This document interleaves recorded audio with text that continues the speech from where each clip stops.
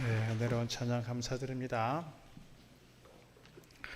오늘 설 명절 앞두고 분주한 마음이지만 이렇게 예배 자리 지키신 여러분에게 하늘의 신실한 은혜가 또 땅의 기름진 복이 늘 함께 하시기를 주의 이름으로 축복합니다.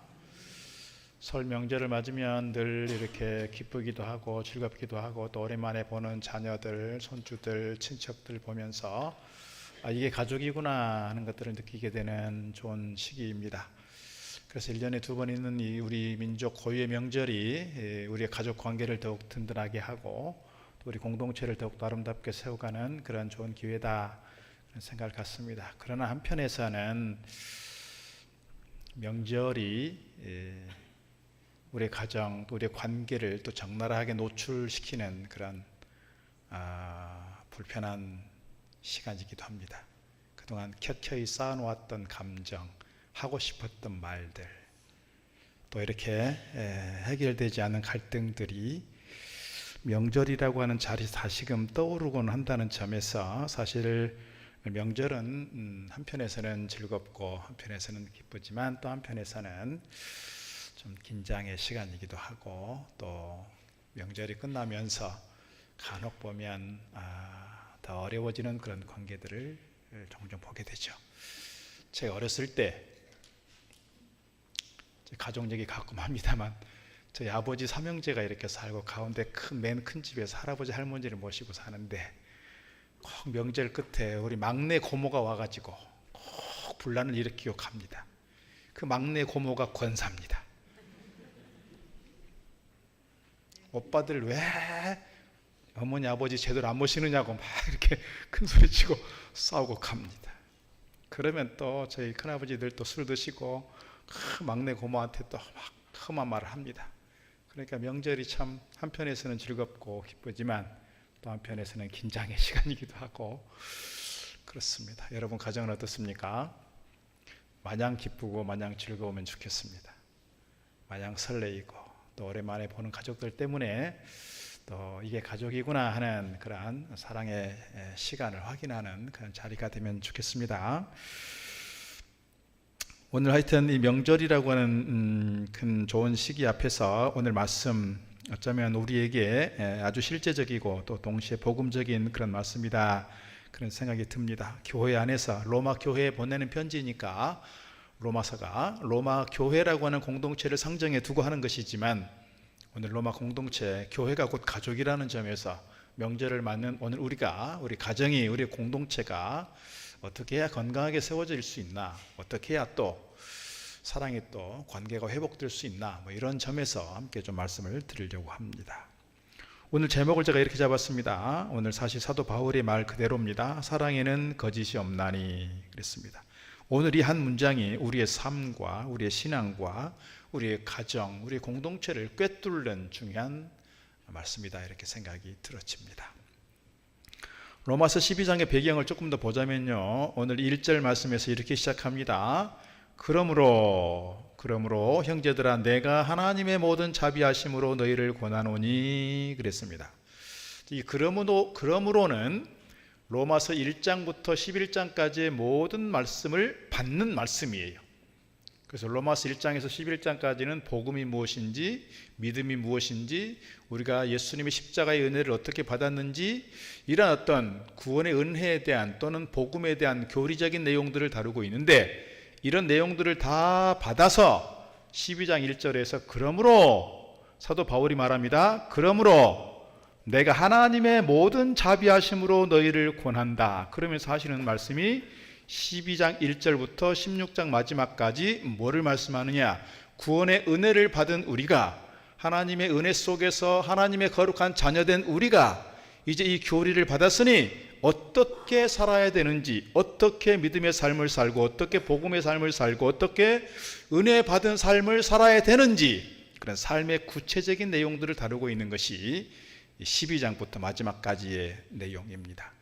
그 중에서 오늘 본문의 말씀은 핵심적인 내용이다 이렇게 말씀드리고 싶습니다.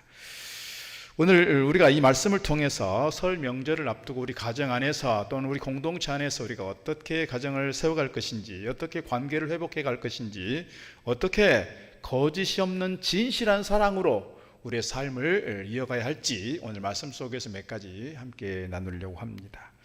첫째 드리고 싶은 말씀은요, 사랑에는 거짓이 없나니 이것은 사랑의 본질이라 이렇게 말씀드리고 싶습니다. 사랑의 본질이다. 9절 상반절 다시 같이 한번 읽습니다. 사랑에는 거짓이 없나니. 그렇습니다. 이 사랑은 아가페입니다. 여러분, 아가페적인 사랑으로 사랑할 수 있을까요? 이 아가페의 사랑은 예수님께서 우리 위해 십자가에 달려 돌아가시고 당신의 몸을 기꺼이 우리 위해 내어주신 조건 없는 사랑이고 희생적인 사랑입니다. 이 사랑으로 형제를 사랑할 수 있을까요? 이 사랑으로 배우자를 사랑할 수 있을까요?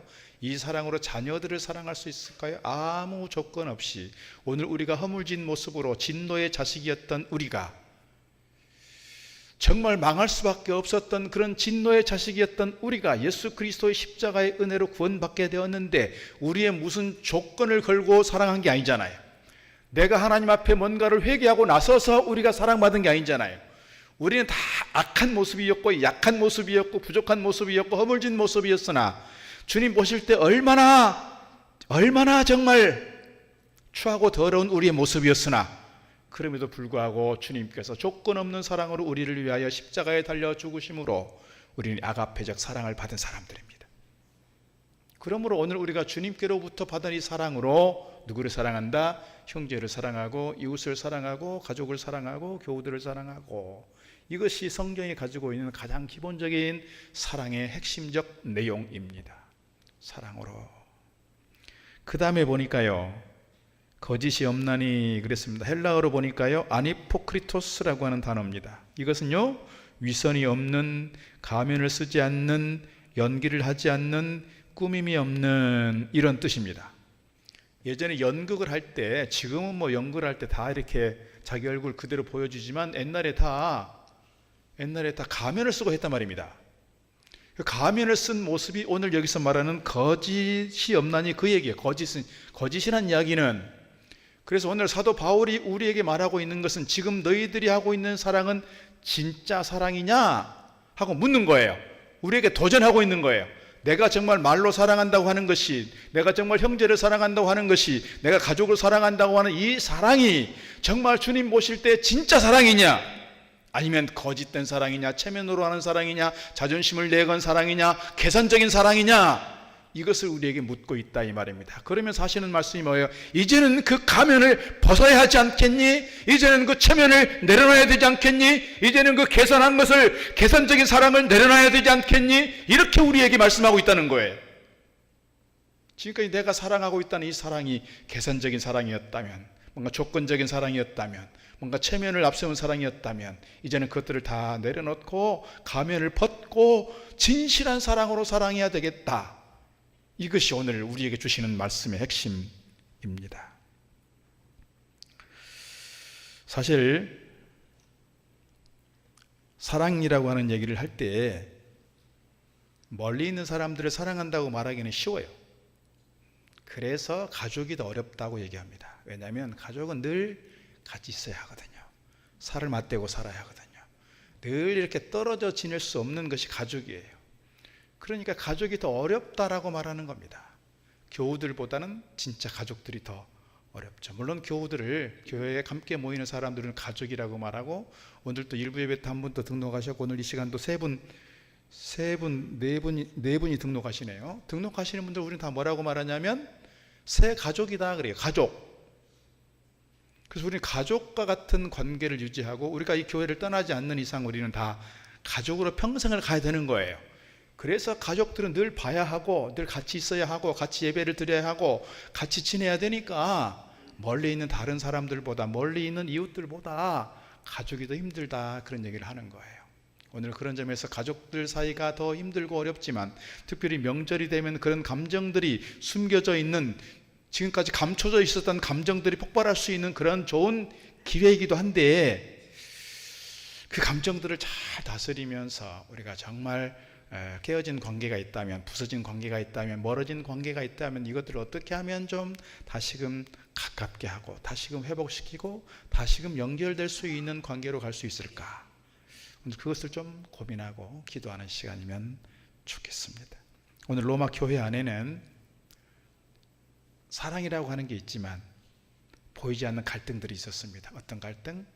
유대인과 이방인의 갈등입니다. 또 로마 시민권을 가진 사람들과 시민권을 갖지 않는 사람들이 있었습니다. 경제적 수준이 다르고 학력의 수준이 다르고 문화가 다르고 다른 많은 것들이 있었습니다. 그러나 그럼에도 불구하고 저들이 함께 교회라고 하는 공동체로 모였습니다. 우리가 다 그렇잖아요. 그래서 교회라고 하는 공동체 속에서 서로가 사랑한다고 말하고 있는데 오늘 사도 바울이 그 로마 교회를 보면서 과연 너희들 안에 진실한 사랑이 있느냐라고 묻고 있는 겁니다. 우리 가족 공동체 안에도 우리 교회 공동체 안에도 똑같은 질문을 하실 것입니다. 과연 우리가 사랑한다고 말하지만 그 사랑의 말 속에 진실한 사랑이 있느냐? 과연 거짓된 사랑이 있다면 그 거짓된 사랑의 틀을 깨고 가면을 벗고 진실한 사랑으로 사랑해야 되지 않겠니? 이것을 우리에게 말씀하고 있다 싶습니다. 명절에 함께 웃으면서 인사는 합니다. 그러나 속으로 계산하고 밥은 함께 먹지만 떡국은 함께 먹지만 마음은 벽을 쌓아둔 상태가 있다면 아무리 입으로 서로 사랑한다고 한들 주님께서는 그것을 사랑이라고 부르지 않는다는 거예요. 그래서 사랑은 감정 이전의 태도입니다. 관계 이전의 선택입니다. 그리고 참된 사랑은 복음에서만 시작됩니다. 우리 인간적인 감정, 인간적인 의지, 인간적인 생각으로 다 이루어낼 수 없는 것이 사랑인 것 같아요.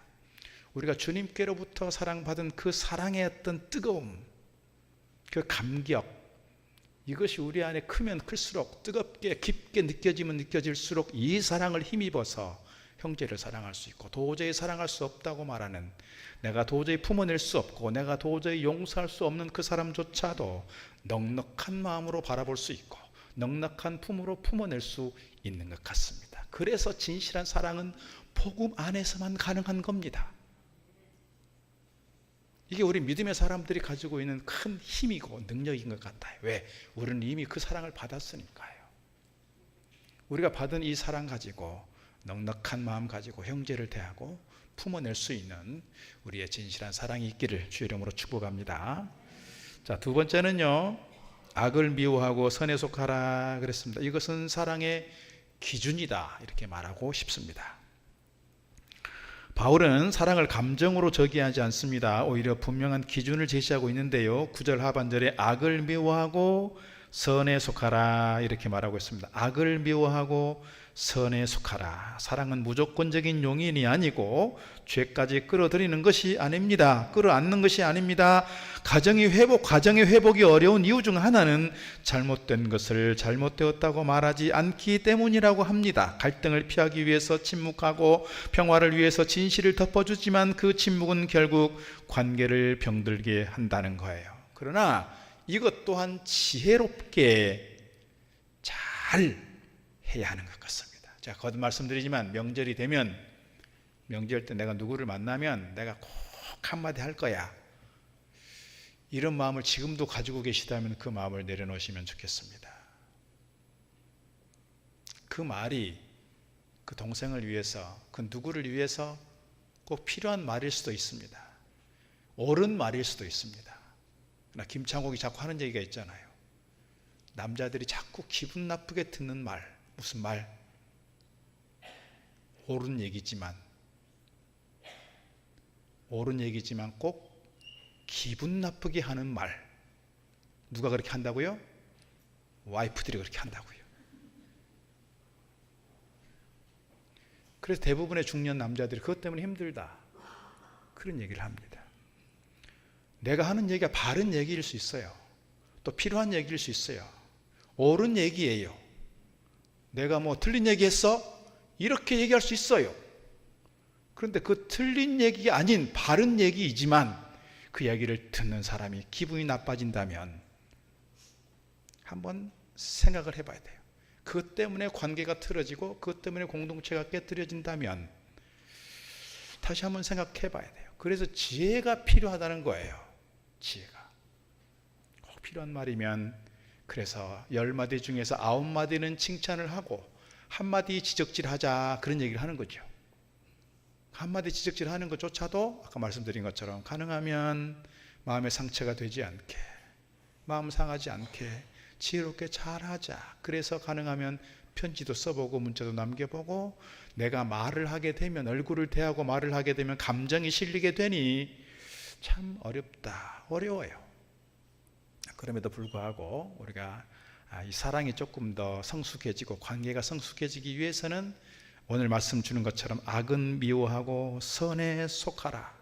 선에 속하라. 내가 꼭 하고 싶은 말이 있다면 그 하고 싶은 말을 꼭 되새기어서 정말 이것이 필요한 일인가, 필요한 말인가, 그리고 정말 이것이 선한 말인가를 생각하면 좋겠어요.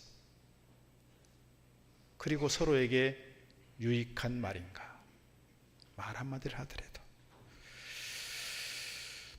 사랑은 진리를 동반한다고 합니다. 진리를 잃은 사랑은 방종이 되고 사랑을 잃은 진리는 폭력이 된다고 합니다. 그래서 바울은 말합니다. 악은 미워하되 사람은 미워하지 말자. 죄는 분명히 하되 관계는 포기하지 말자.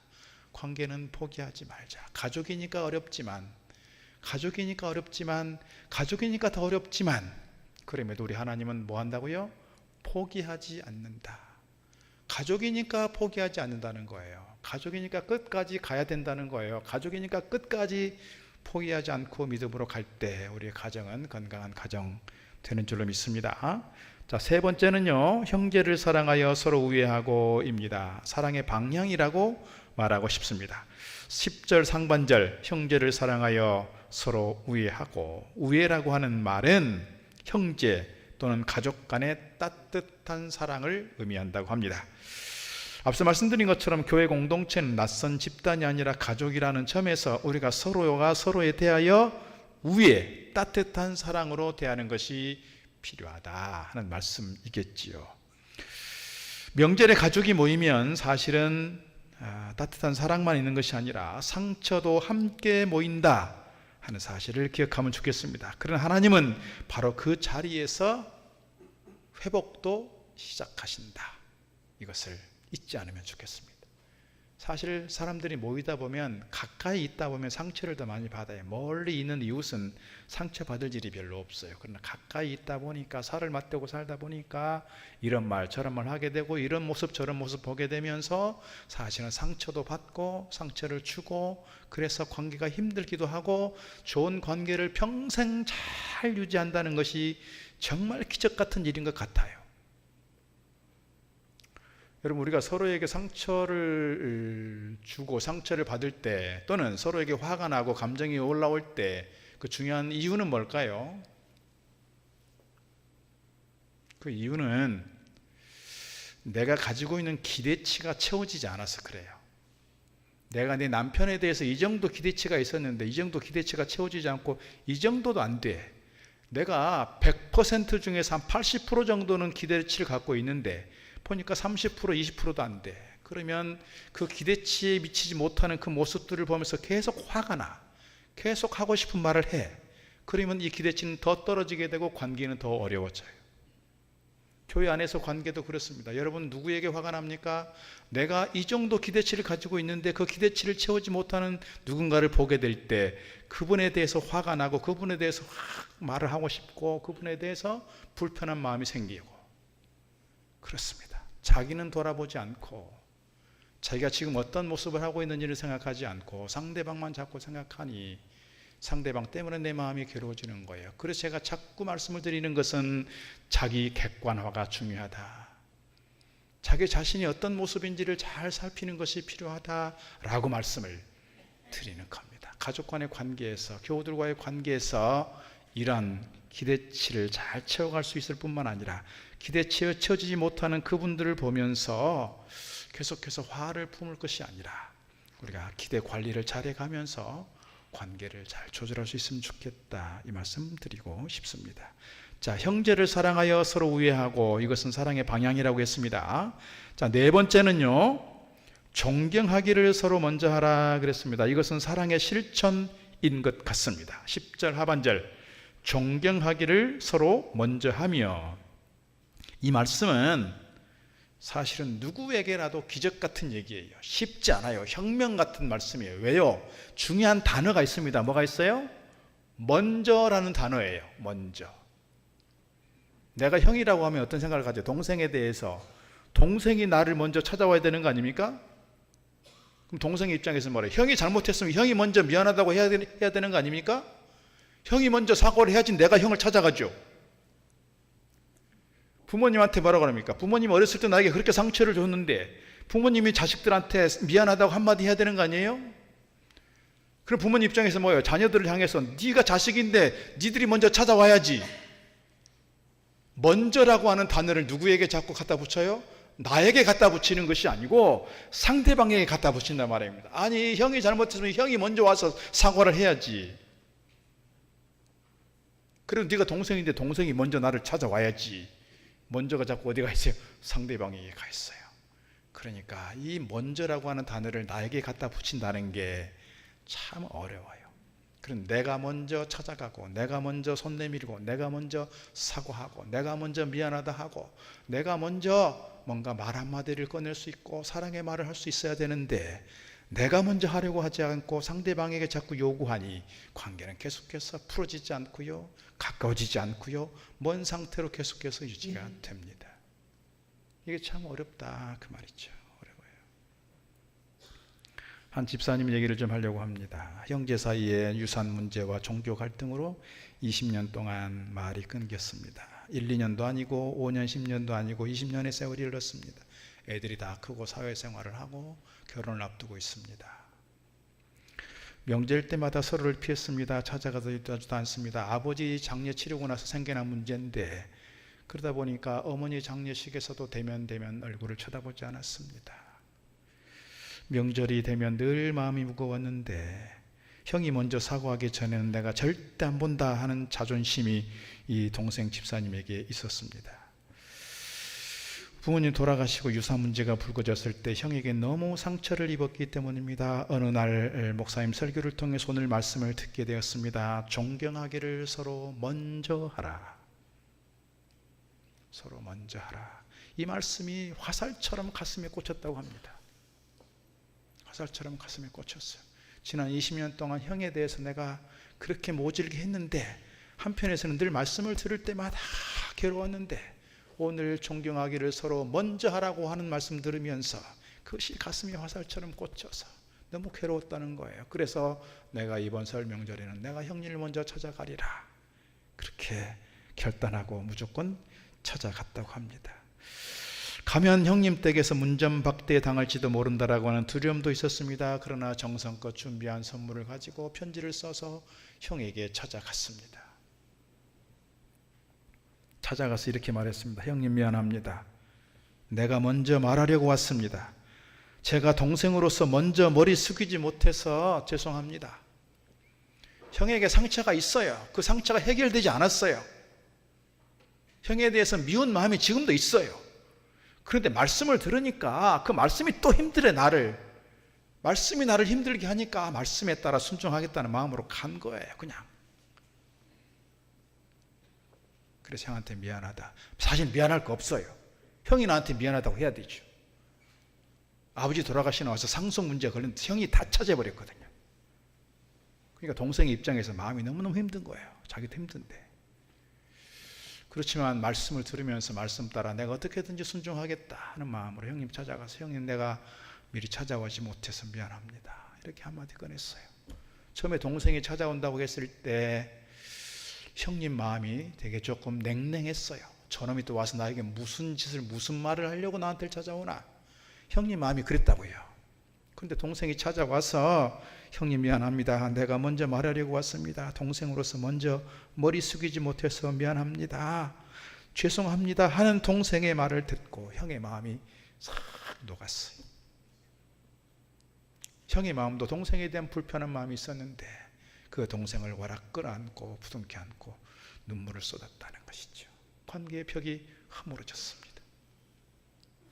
무엇이었습니까? 거짓이 없는 사랑으로, 진실한 사랑으로 자기 체면을 내려놓고 자존심을 내려놓고 내가 미안하다 말할 것도 없지만 찾아가서 먼저 미안하다 말하고 먼저 죄송하다고 머리 숙였을 때 관계가 기적같이 회복이 됐습니다. 그리고 떡국을 나눠 먹고 한 상에 둘러앉아 이야기하고 지나간 이야기들을 하고, 그리고 형님이 마음을 풀어 동생에게 일정 정도의 재산을 나눠주게 됐다는 것이죠. 그렇게 관계는 풀어가는 것입니다. 끝까지 서로 고집을 부리고 누구도 양보하지 않으려 하고 누구도 상대방에게 계속해서 먼저를 요구하고 있으면 관계는 풀리지 않습니다. 관계는 그대로 간다는 거예요. 나중에 형이 동생에게 그랬다고 하죠. 나는 네가 죽을 때까지 안 올 줄 알았다. 죽을 때까지 이렇게 갈 줄 알았다, 그 말이죠.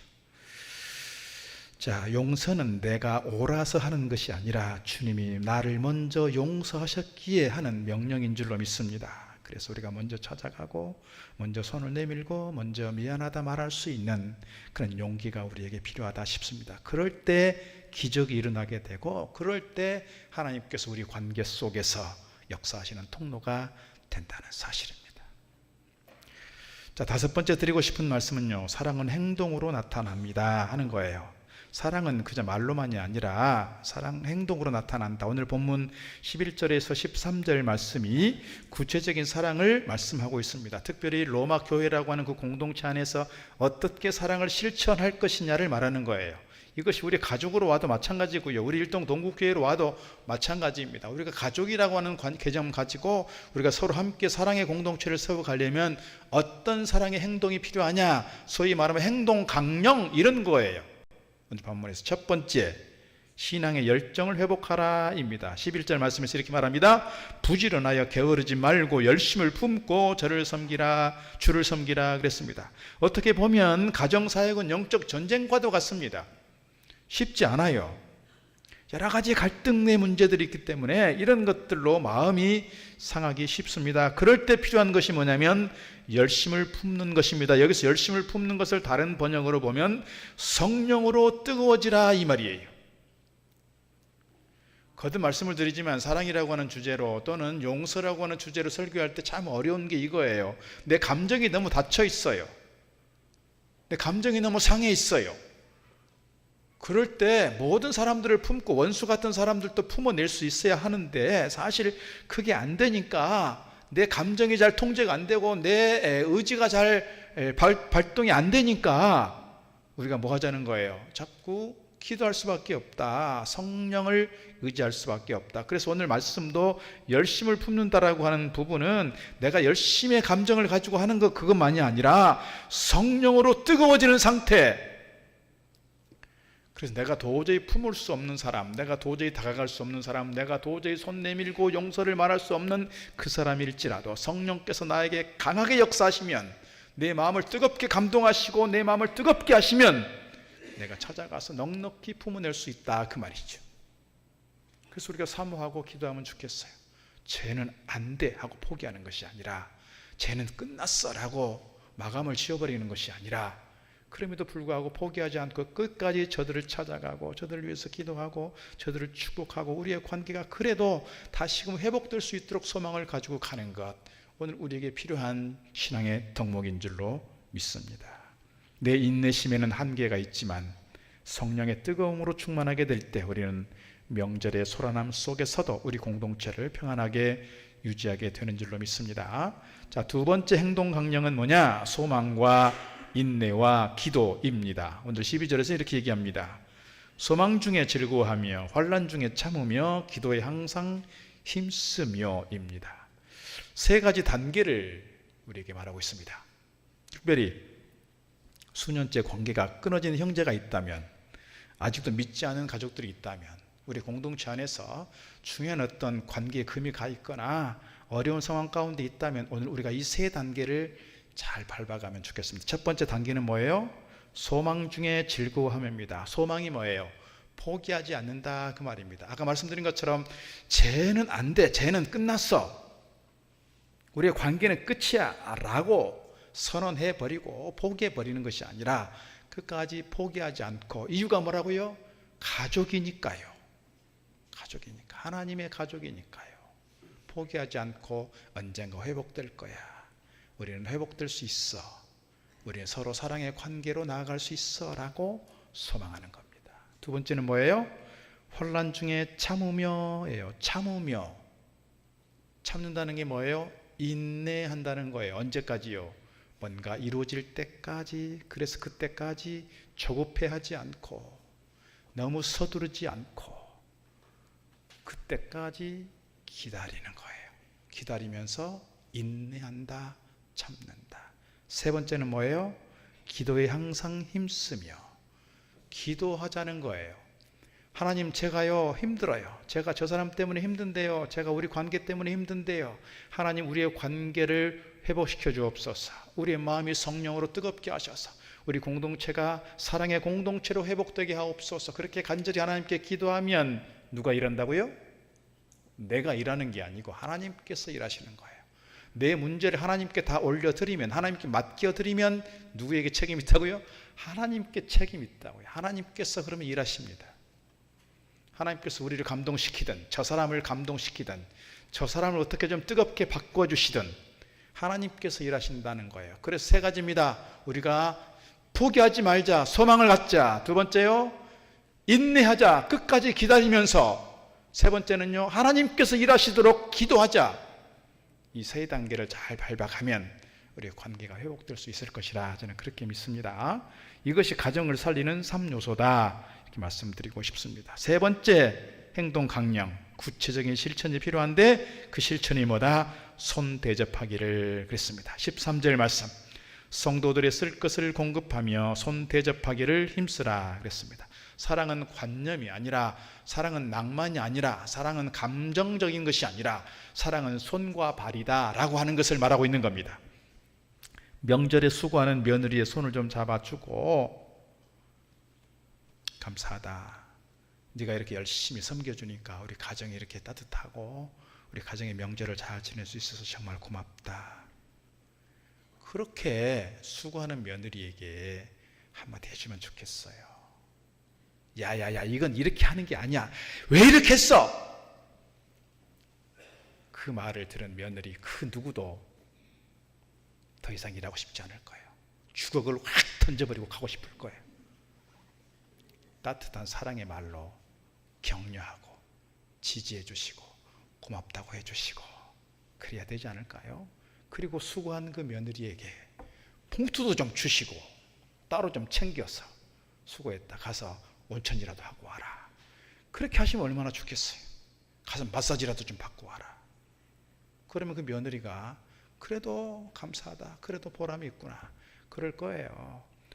아무도 내가 이렇게 수고하는 거 아무도 알아주지 않고 아무도 격려해 주지 않고 아무도 손잡아 주지 않으면 명절 때마다 시댁을 찾아가는 것이 너무 괴로운 일일 거예요. 그리고 가족들 사이에 좀 어려운 사람들이 있다면 마음을 써서 조금 물질로도 돕고 한다면 이것이 정말 우리의 가족이구나. 그래서 가족 명절이 되면 서로 만나고 싶어 하고 찾아가고 싶어 하고 더 설레이는 마음도 있고 기다리는 마음도 커지지 않을까요? 이게 손 대접하는 거예요. 손 대접하는 거. 자, 시편 133편 1절에서 이렇게 말하고 있습니다. 보라, 형제가 연합하여 동거함이 어찌 그리 선하고 아름다운고. 이렇게 하나 된 가족, 화목한 가정을 보신 우리 하나님께서 보실 때 감탄사로 말하는 거예요. 얼마나 기쁘냐, 얼마나 선하냐, 얼마나 아름답냐, 참 아름답구나. 오늘 우리의 가정이 명절을 통해서 이렇게 하나님께서 함께 하실 만한, 하나님께서 감탄하실 만한 좋은 가정으로 세워지기를 주 이름으로 축복합니다. 찬양을 한 곡 잠깐 부르려고 합니다. 사랑의 나눔 있는 곳에 하나님께서 함께 하시도다. 우리의 공동체가 사랑이 있을 때 하나님께서 어떻게 하신다고요? 함께 하신다고요. 우리가 사랑 안에서 가정이 화목하고 사랑이 느껴질 때 그곳에 하나님의 임재를 경험하게 된다는 거예요. 반주를 좀 해주시면 좋겠는데요.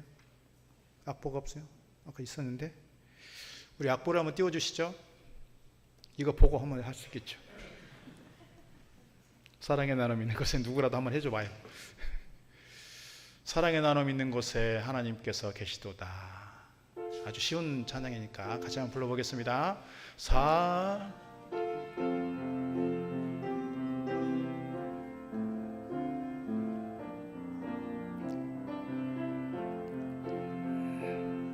사랑의 나눔 있는 곳 곳에 하나님께서 계시도다. 사랑의 나눔, 사랑의 나눔 있는 곳에 하나님께서 계시도다.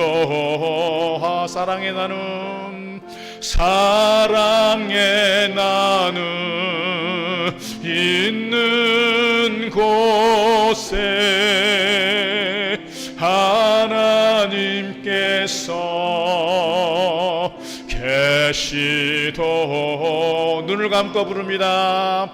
사랑의 나눔 있는 곳에 하나님께서